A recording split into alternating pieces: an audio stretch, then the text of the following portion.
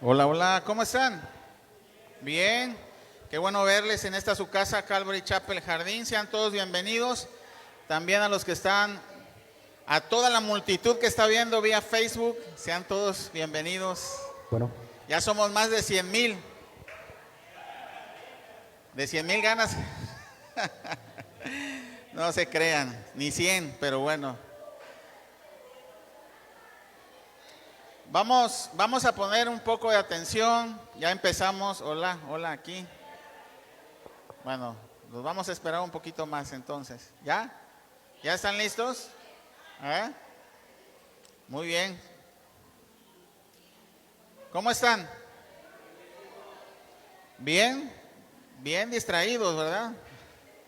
No, no es cierto. Bueno, vamos a ponernos en manos de Dios. Vamos a comenzar el servicio y vamos a orar. Vamos a dar gracias a Dios. Señor, queremos agradecerte, Padre amado, por todo lo que has hecho durante toda esta semana. Señor, gracias porque nos has mantenido con vida, Señor.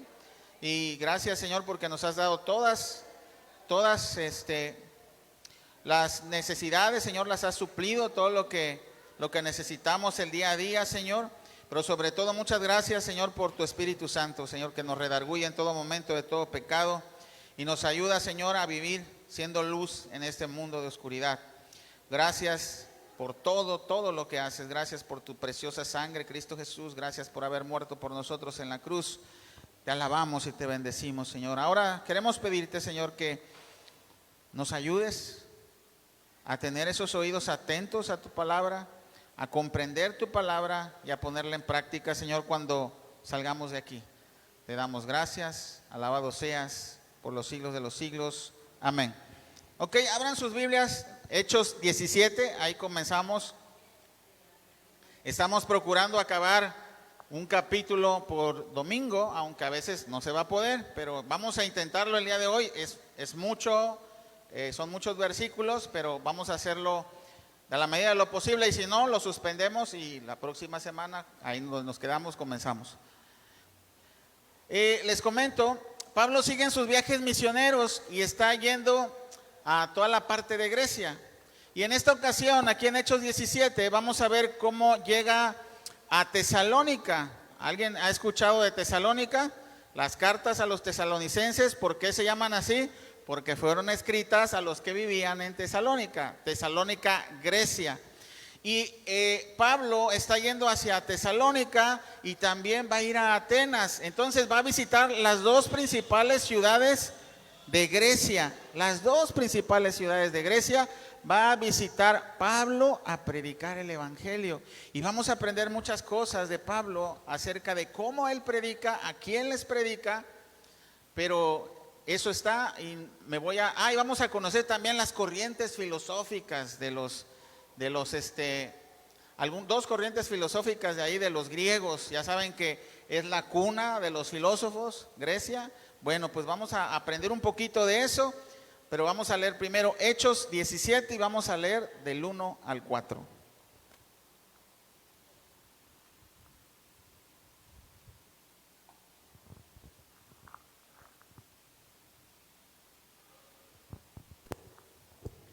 pasando por Anfípolis y Apolonia, llegaron a Tesalónica, donde había una sinagoga de los judíos.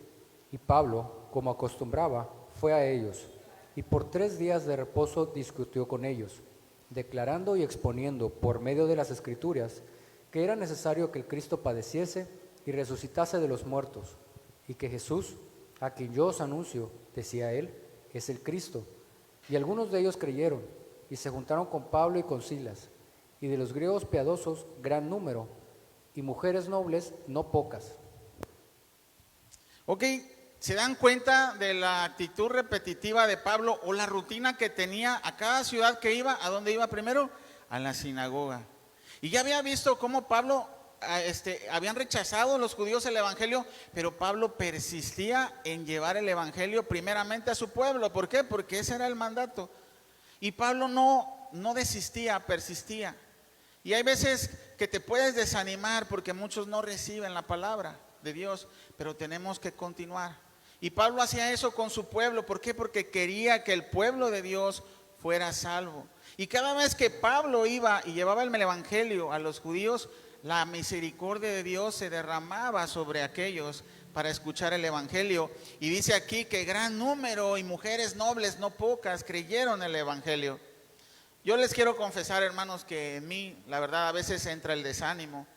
Cada vez que veo que a pesar de predicar el evangelio, que a pesar de predicar la sana doctrina, a pesar de mostrar el evangelio, declarando y exponiéndolo en las escrituras, como dice aquí que Pablo lo hacía, y veo que muchas veces no he recibido el evangelio, me entristezco. Pero la verdad, posteriormente me animo, porque Pablo estaba haciéndolo así. Pablo, a pesar de que veía que muchos no escuchaban el evangelio, él seguía persistiendo en predicar el evangelio. Y yo me imagino que tú, cuando llegas a predicar el evangelio a tu tío, a tu hermano, a tu vecino, a tu padre, a tu madre, posiblemente has sentido ese desánimo de que las personas no reciben el mensaje.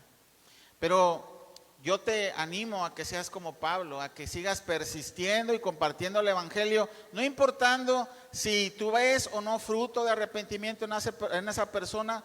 Tú tienes que plantar la semilla. Y la verdad, aunque no es para nosotros poder ver el fruto de esa semilla, nosotros tenemos que la obligación de hacerlo. Y Pablo lo sabía muy bien. Pablo persistía en compartir a su pueblo. ¿Por qué? Porque tenía ese amor por los perdidos.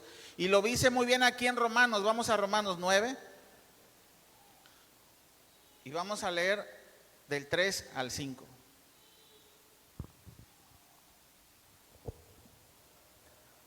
Porque desearía yo mismo ser anatema, separado de Cristo, por amor a mis hermanos, los que son mis parientes según la carne, que son israelitas, de los cuales son la adopción, la gloria, el pacto, la promulgación de la ley, el culto y las promesas, de quienes son los patriarcas, y de los cuales, según la carne, vino Cristo, el cual es Dios sobre todas las cosas, bendito por los siglos. Amén.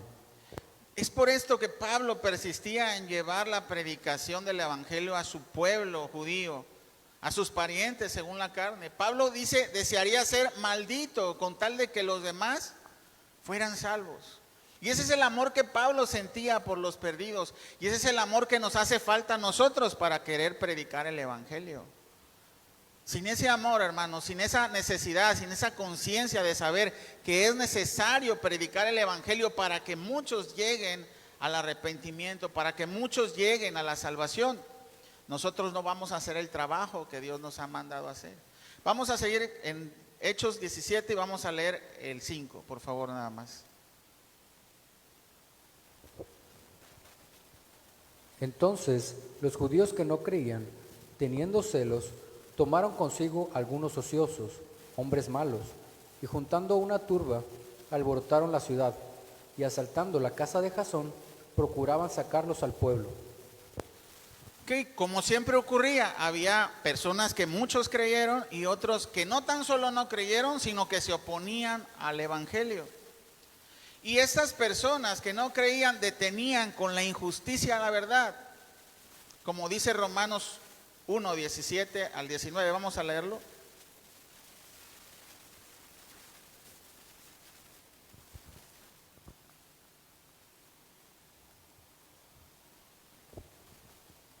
Nada más vamos a leer hasta el 18, porfa, perdón.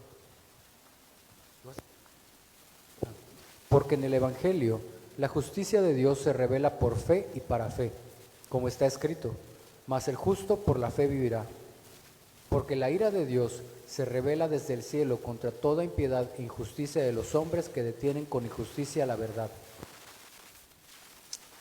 Hermanos, estos hombres, como les decía, no solo no creían, sino con su injusticia detenían esa verdad. Y para ellos, no tan solo por rechazar el evangelio, sino por oponerse a él, la ira de Dios estaba reservada. Pablo lleva a los suyos la predicación del evangelio, la justicia de Dios, la cual, como dice aquí, es revelada por fe y para que muchos creyeran. Sin embargo, hay hombres que detienen esa verdad con injusticia. Y mira lo que hacen. Aquí en Hechos 17, mira lo que hacen estos hombres. 17 del 6 al 8, por favor.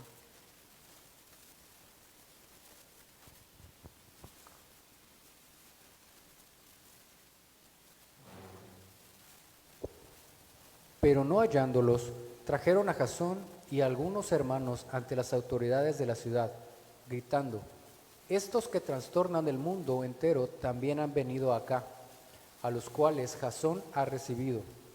Y todos estos contravienen los decretos de César, diciendo que hay otro rey, Jesús. Y alborotaron al pueblo y a las autoridades de la ciudad, oyendo estas cosas. Pero obtenida fianza de Jasón y de los demás, los soltaron. Como les decía, no tan solo rechazaban la verdad, sino que frenaban con la verdad con la mentira. ¿Se dan cuenta cómo levantaron falsos a Jasón y a sus familiares y los metieron a la cárcel? Y quiero decirte algo, hermano, tú puedes ser de bendición al predicar el evangelio con tus palabras y con tus hechos, pero también puedes ser de aquellos que frenan la verdad y la bendición del evangelio con tu mal ejemplo. ¿A poco no te ha tocado que has escuchado estas palabras de las personas del mundo cuando señalan a las personas que se dicen ser cristianas, pero que no comparten el verdadero amor de Cristo, sino al contrario, son hasta malvados con los vecinos, con los amigos, con las personas del trabajo y dicen: oye, ¿y ese es cristiano? Bueno, pues con tu mal ejemplo frenas también a la verdad del evangelio.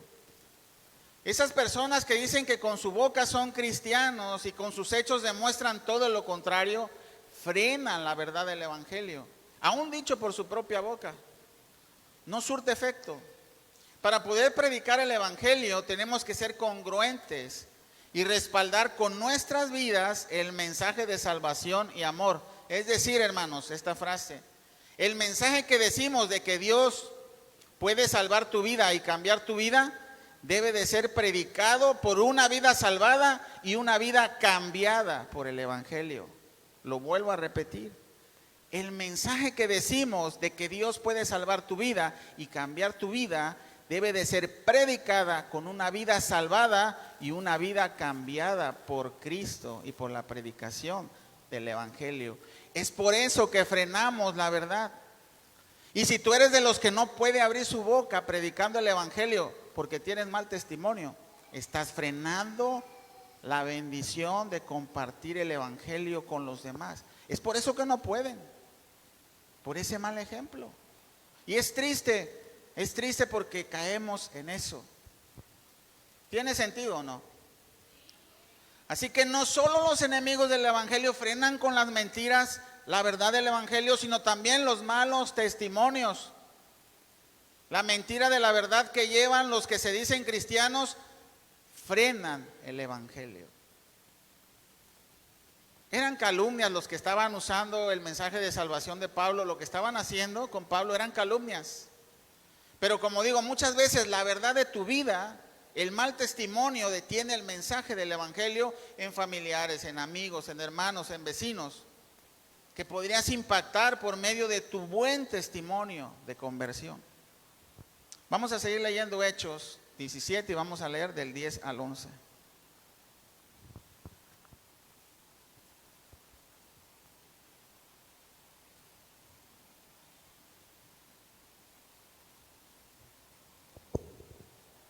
Inmediatamente los hermanos enviaron de noche a Pablo y a Silas hasta Berea, y ellos, habiendo llegado, entraron en la sinagoga de los judíos. Y estos eran más nobles que los que estaban en Tesalónica, pues recibieron la palabra con toda solicitud, escudriñando cada día las escrituras para ver si estas cosas eran así. Y aquí viene esta frase famosa del cristiano, ¿no? O del cristianismo: sé como los de Berea, escudriñan las escrituras. Y eso quiere decir que no tan solo te quedes con lo que te dijo el pastor en el púlpito. Tú tienes la obligación de indagar, investigar diligentemente si lo que te dice el pastor que está enfrente es verdad. Hermanos, ¿saben por qué en las iglesias hay falsos maestros? Y por lo consiguiente, falsas enseñanzas que siguen llenando las iglesias. ¿Saben por qué? Porque los que asisten a las iglesias no tan solo no son como los de Berea, sino que se quedan simplemente cómodos escuchando lo que quieren escuchar, Simplemente se quedan con el mensaje pobre y manipulado de muchos falsos maestros que predican y no llegan, los que escuchan la palabra no llegan a casa a investigar si verdaderamente lo que estás diciendo está dentro del contexto. Si verdaderamente la interpretación es la verdadera interpretación de lo que Dios ha dicho.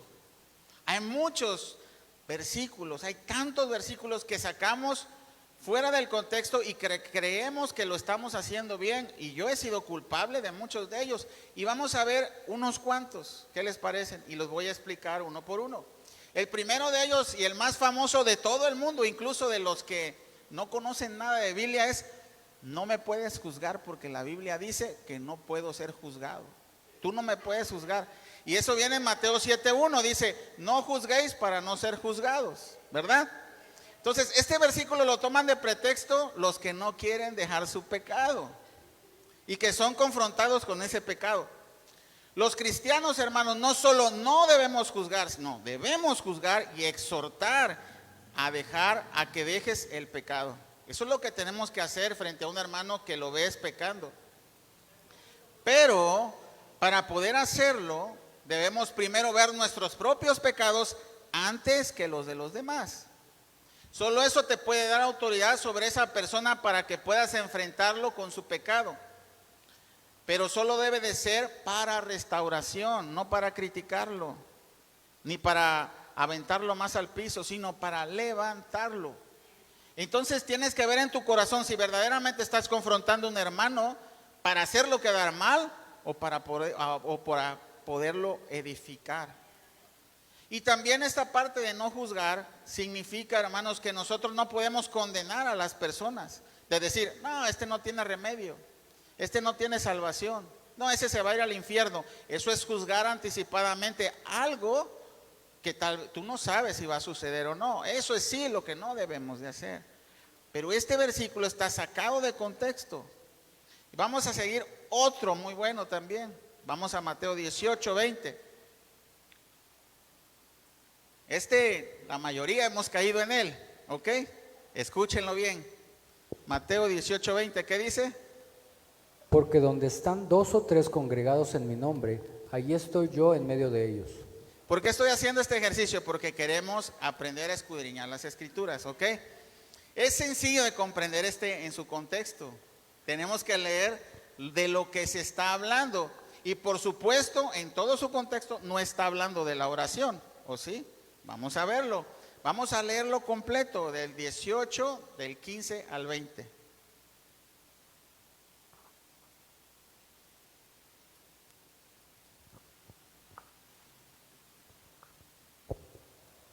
Por tanto, si tu hermano peca contra ti, ve y repréndele estando tú y él solos.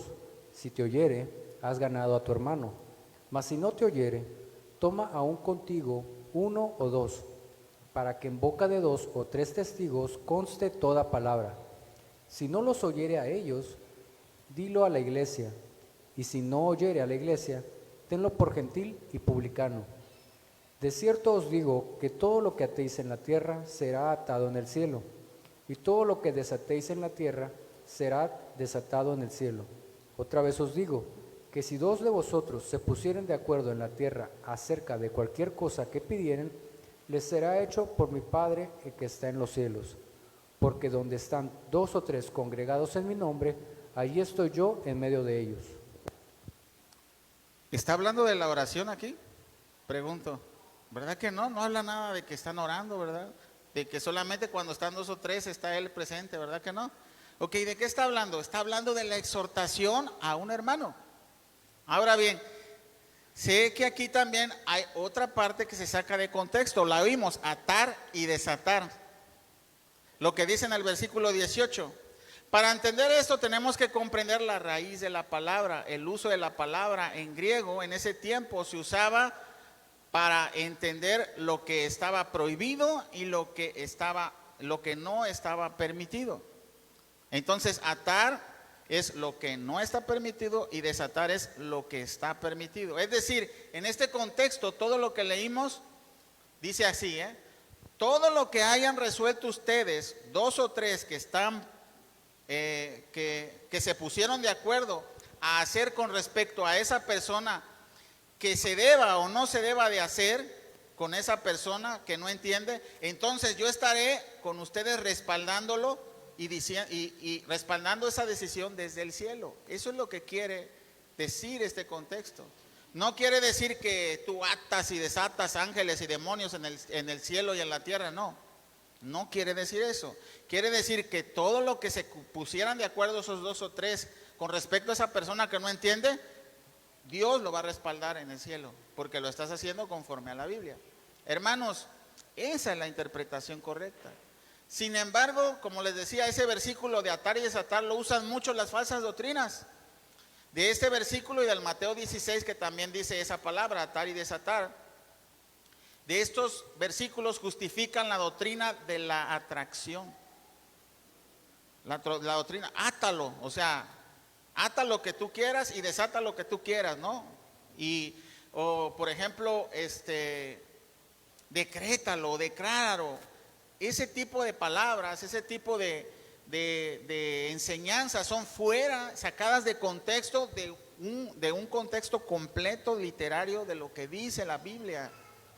Y esa es la situación. ¿Y por qué sucede esto? Que nos desviamos con la interpretación de la palabra, porque no somos como los de Berea. Es decir, no revisamos las escrituras y a ver lo que me están diciendo es verdad. Y es ahí donde caemos en el error. Pero vamos a ver otras también que son muy dichas por las personas que tienen la doctrina de la prosperidad o de la atracción, de decrétalo, atráelo, átalo, desátalo. Y es Juan, vamos a ir a Juan y vamos a leerlo fuera de su contexto para que podamos comprender. Juan 15 y vamos al 16, sí, pero aunque esa palabra no está, pero sí. Juan 15, 16 y vamos a leer nada más la parte B. Yo se las voy a leer. Dice aquí Juan 15, 16, la parte B es la segunda parte. Dice, para que todo lo que pidiereis al Padre en mi nombre, Él os lo dé. Ese es un versículo bíblico aislado nada más, que utilizan mucho para decir, ya viste, todo lo que pidas en el nombre de Jesús te va a ser dado. Pídele un auto del año, Él te lo va a dar. Pero pídelo con fe, porque si no lo pides con fe, no lo vas a recibir. ¿Algunos de ustedes han recibido esas enseñanzas? Yo creo que sí, ¿verdad? Ok, ahora bien, ¿qué pasa ahí? Estamos leyendo ese texto aislado de su contexto completo. Y vamos a leer otro, el Juan 14, 13, pero vamos a leer nada más la parte A ahorita, nada más para ver cómo se ve o cómo se oye. Dice la palabra de Dios, y todo lo que pidieres al Padre en mi nombre, lo haré. Y esa es la parte bonita, ¿verdad? Pero ahora lo vamos a ver completito. El B ahí mismo, 14, 13, pero vamos a leer el B. Para que el Padre sea glorificado en el Hijo. Si algo pidieres en mi nombre, yo lo haré. Esa es la palabra completa. Dice aquí que todo lo que pidieres en mi nombre, te lo voy a dar. ¿Qué dice? Pero siempre y cuando sea glorificado el Padre en lo que tú estás pidiendo. Ahora vamos a aprender Juan 15, el que vimos primero, y lo vamos a leer completo en su contexto. Vamos a leer Juan 15 del 6 al 8. ¿Lo podrías leer, por favor? El que en mí no permanece será echado fuera como pámpano y se secará, y los recogen y los echan en el fuego y arden. Si permanecéis en mí y mis palabras permanecen en vosotros, pedid todo lo que queráis y os será hecho. En esto es glorificado mi Padre, en que llevéis mucho fruto y seáis así mis discípulos. Entonces aquí en Juan, lo que acabamos de leer del 7 al 8, dice el contexto completo de lo que se está diciendo también más adelante en Juan 15, 16. Lo que leímos al lado de su contexto. Hay dos condiciones para recibir lo que estamos pidiendo. Aquí dice, Dios te va a dar todo lo que pidas. En primer lugar dice, si permaneces en Él y sus palabras permanecen en ti. Esa es una condición. Si tú permaneces en Él y sus palabras permanecen en ti, pero está la segunda. Pero siempre y cuando lo que pidas a Dios lleve fruto. Entonces Dios da las cosas que piden en oración sus discípulos. Gracias. Y los discípulos deben pedir todo lo que glorifique a Dios. Entonces, tienes que permanecer en Él y lo que pidas tiene que glorificar a Dios para que todo lo que pidas sea hecho.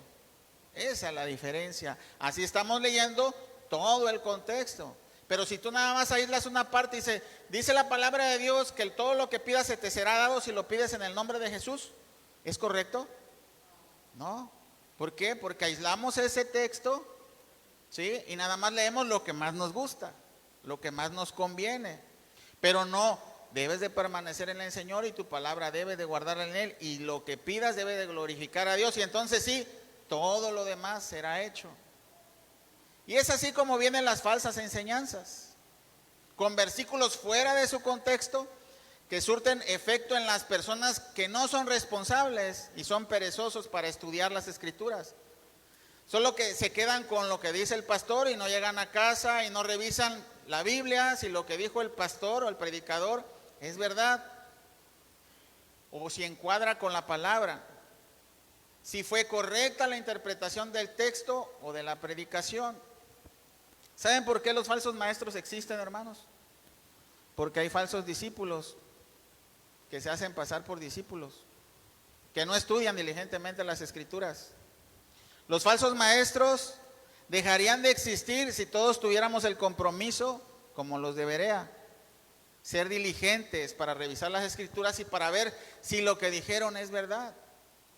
Vamos a seguir leyendo, pero te invito a que de ahora en adelante hagas eso, comiences a ser discípulo, anota los versículos de la predicación, anota las dudas, investiga en tu casa y verás que vas a crecer en el conocimiento de Dios y en la fe y aprenderás cada día más y podrás discernir entre la falsa doctrina y la verdadera doctrina, pero solo así. Y yo me estoy exponiendo al decirles esto, ¿no? Pero ¿qué es lo que me interesa a mí? Que seamos como los de Berea, porque yo así aprendí la verdadera doctrina y ustedes tienen que aprenderla también. Y me pueden cuestionar, no pasa nada, y me puedo equivocar a lo mejor y ustedes tienen razón y me lo muestran con la Biblia. Eso no es malo. Y eso es lo que estaban haciendo los de Berea con Pablo. Dicen, a ver, estaba mostrando a Cristo desde el principio. Me imagino Pablo, miren, este es el Hijo de Dios, es Dios. Él vino ahora en relación al pecado para morir por los pecados del mundo, pero resucitó y todos, a ver si es cierto. Y empezaban a ver Isaías, me imagino, ¿no? Isaías 52. Sí, sí es cierto, aquí está la crucifixión, aquí está que por sus llagas íbamos a ser sanados, aquí está que fue molido en la cruz, y etcétera. Yo me imagino que eso veían los de Berea y creyeron porque indagaron diligentemente las Escrituras. Vamos a seguir leyendo Hechos y vamos a leer del 17, Hechos 17, del 12 al 15.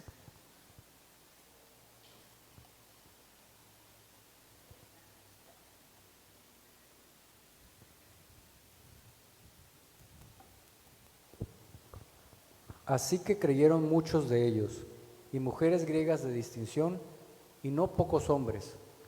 Cuando los judíos de Tesalónica supieron que también en Berea era anunciada la palabra de Dios por Pablo, fueron allá y también alborotaron a las multitudes.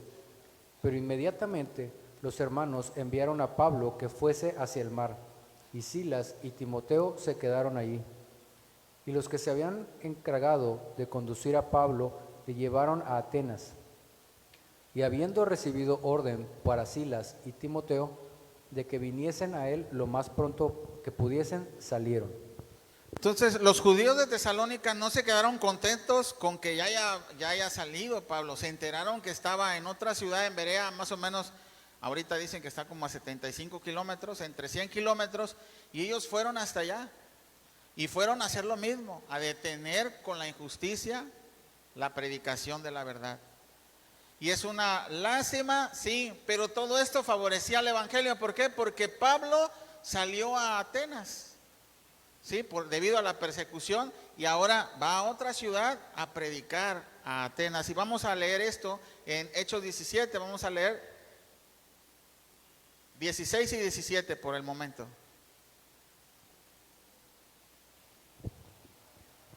Mientras Pablo los esperaba en Atenas, su espíritu se enardecía viendo la ciudad entregada a la idolatría.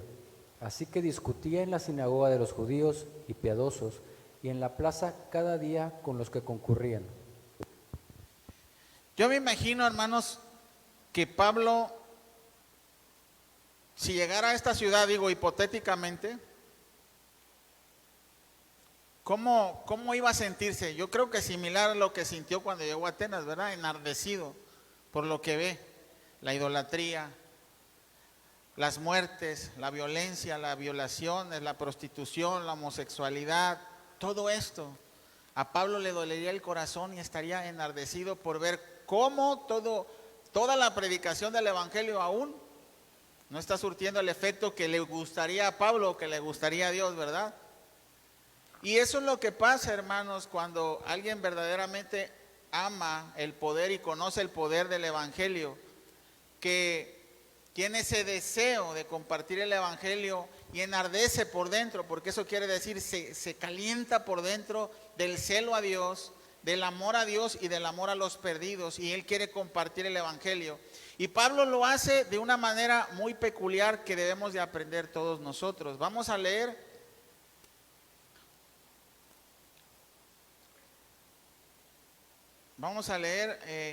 cómo Pablo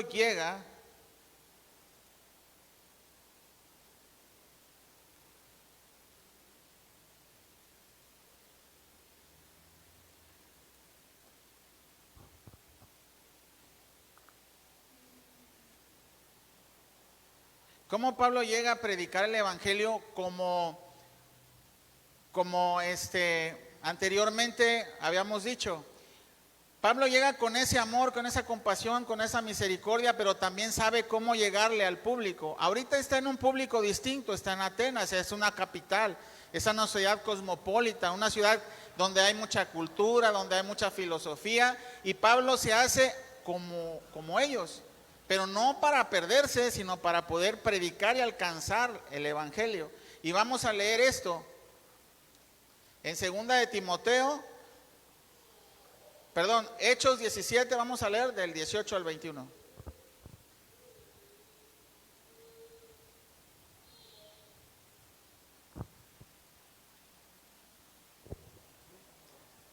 Y algunos filósofos de los epicúreos y de los estoicos disputaban con él, y unos decían: ¿qué querrá decir este palabrero? Y otros: parece que es predicador de nuevos dioses, porque les predicaba el evangelio de Jesús y de la resurrección. Y tomándole, le trajeron al Areópago, diciendo: ¿podremos saber qué es esta nueva enseñanza de que hablas? Pues traes a nuestros oídos cosas extrañas. Queremos, pues, saber qué quiere decir esto, porque todos los atenienses y los extranjeros residentes ahí en ninguna otra cosa se interesaban sino en decir o en oír algo nuevo. Ok, esos de Atenas siempre tenían la comezón del oír algo nuevo, ¿verdad? Estamos hablando de los epicúreos. Esos epicúreos buscaban la satisfacción del alma, pero de una manera mesurada y sin consecuencias. Es decir, buscaban la autosatisfacción, pero cuidando sus propios cuerpos o siendo mesurados para ello. Pero sí buscaban la satisfacción. Y los estoicos eran racionales, no eran emocionalistas, desechaban cualquier afecto o pasión que les hiciera quitar su racionalidad. Entonces, nada más es un pequeño contexto de quiénes eran los epicúreos y quiénes eran los estoicos. En pocas palabras, son falsas filosofías humanistas que estaban floreciendo en Grecia, en Atenas. Como les decía, era la cuna de los filósofos. Y el Areópago era un lugar como un mini estadio donde todos empezaban a filosofar, a hablar de su conocimiento o de la idea nueva que ellos traían. Y Pablo llegó ahí con una cosa nueva y les llamó la atención. Pero Pablo, conociéndolos y conociendo su cultura, les habla conforme a lo que ellos podían comprender. Y vamos a ver esto también.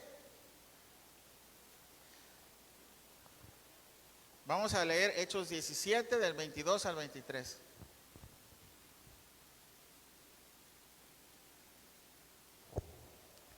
Entonces Pablo, puesto en pie en medio del Areópago, dijo: varones atenienses, en todo observo que sois muy religiosos, porque pasando y mirando vuestros santuarios, hallé también un altar en el cual estaba la inscripción: al Dios no conocido, al que vosotros adoráis, pues sin conocerle, es a quien yo os anuncio.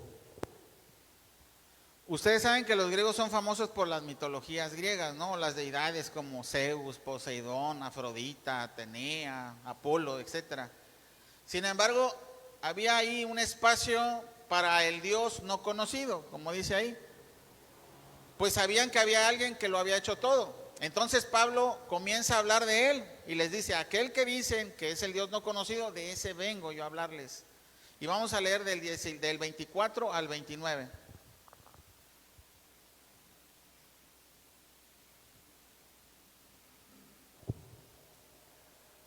El Dios que hizo el mundo y todas las cosas que en él hay, siendo Señor del cielo y de la tierra, no habita en templos hechos por manos humanas, ni es honrado por manos de hombres, como si necesitase de algo, pues Él es quien da a todos vida y aliento y todas las cosas, y de una sangre ha hecho todo el linaje de los hombres, para que habiten sobre toda la faz de la tierra, y les ha prefijado el orden de los tiempos y los límites de su habitación, para que busquen a Dios, si en alguna manera, palpando, puedan hallarle, aunque ciertamente no está lejos de cada uno de nosotros, porque en Él vivimos y nos movemos y somos, como algunos de vuestros propios poetas también han dicho, porque linaje suyo somos.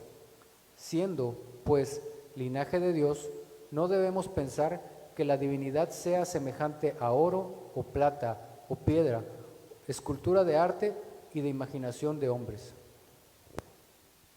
Ok, entonces Pablo, aprovechando todo eso, ya me imagino llegando a esas ciudades, había muchos templos a diferentes dioses, había muchas esculturas, y les está diciendo: bueno, yo predico a ese Dios que no puede habitar en un templo hecho de mano.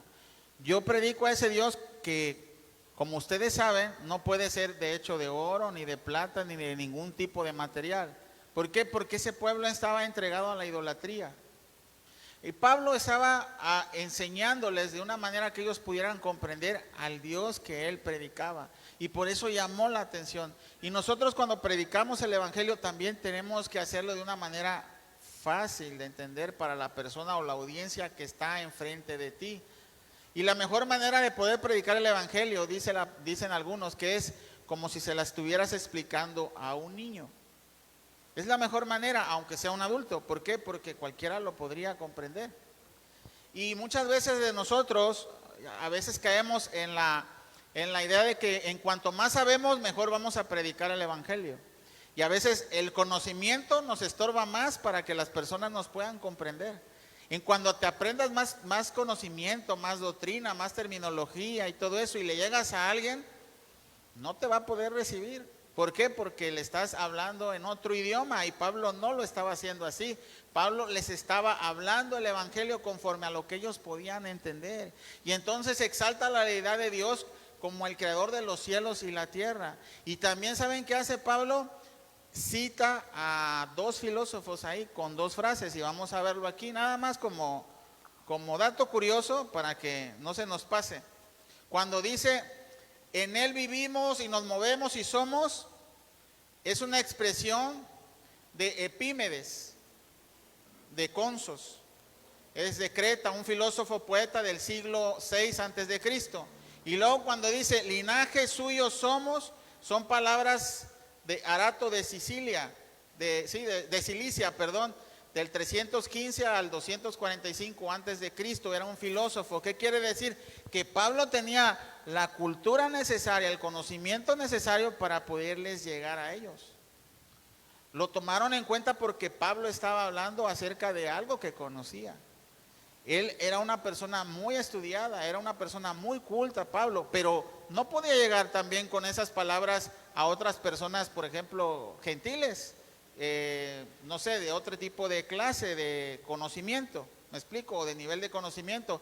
Cuando Pablo predicaba, como Jesucristo lo hacía, ¿cómo les predicó a los pescadores? Haciéndose como uno de ellos. Y nosotros tenemos así que compartir el evangelio, de una manera más sencilla y más práctica. Vamos a seguir leyendo Hechos 17, del 30 al 33.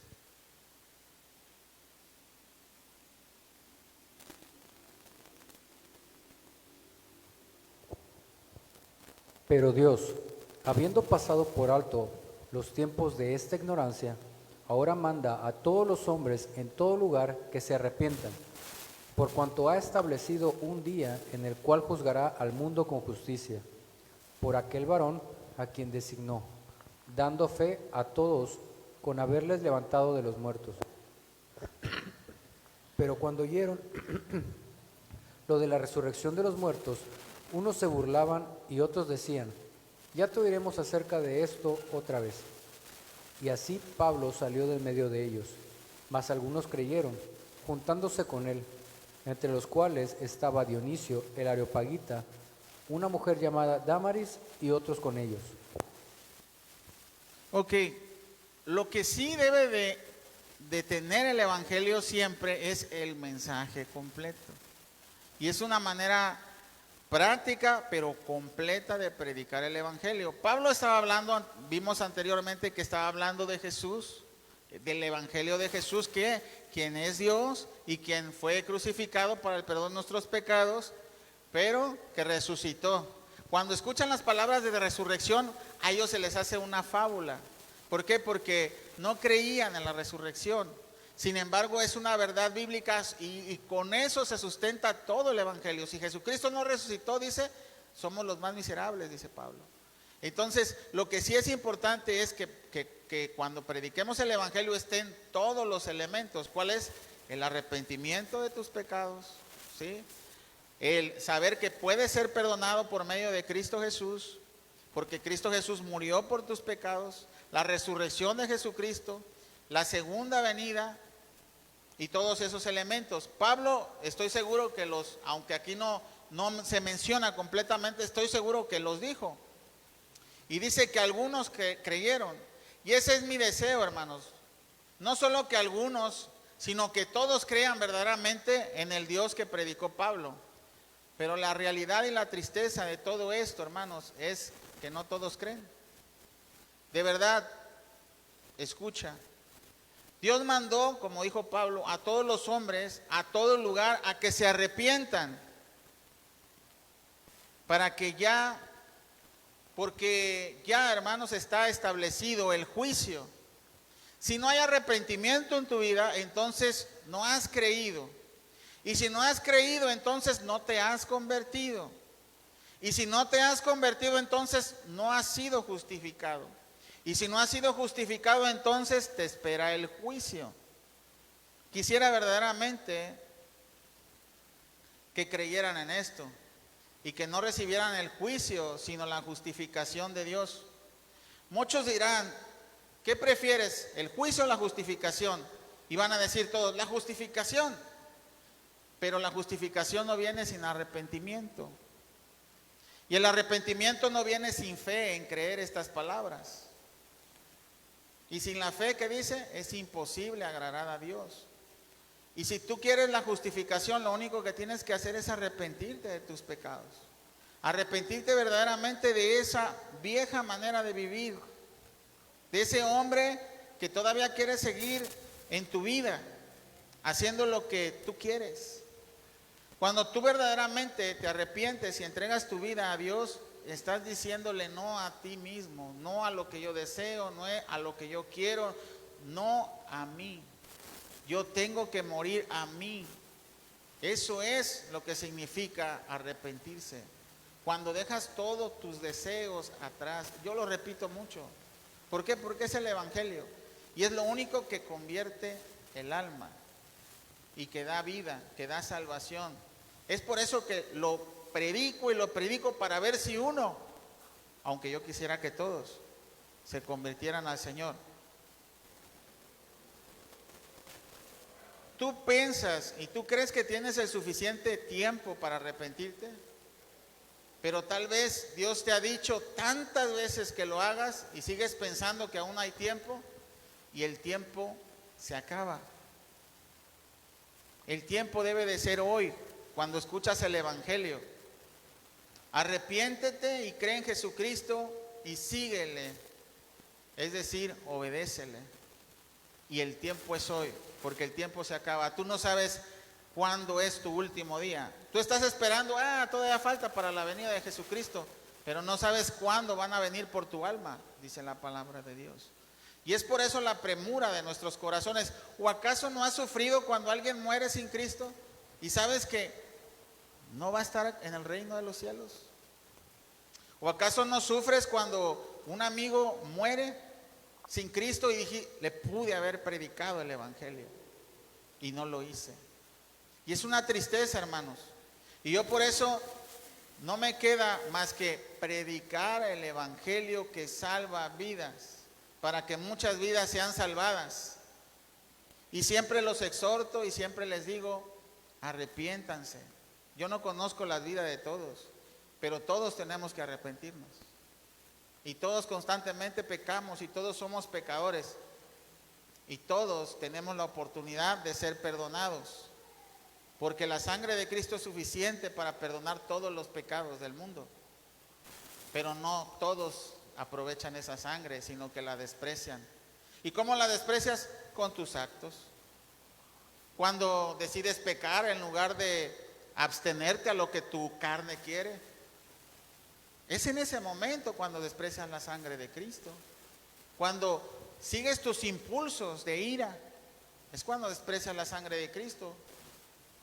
Cuando quieres seguir haciendo tu voluntad, es cuando desprecias la sangre de Cristo.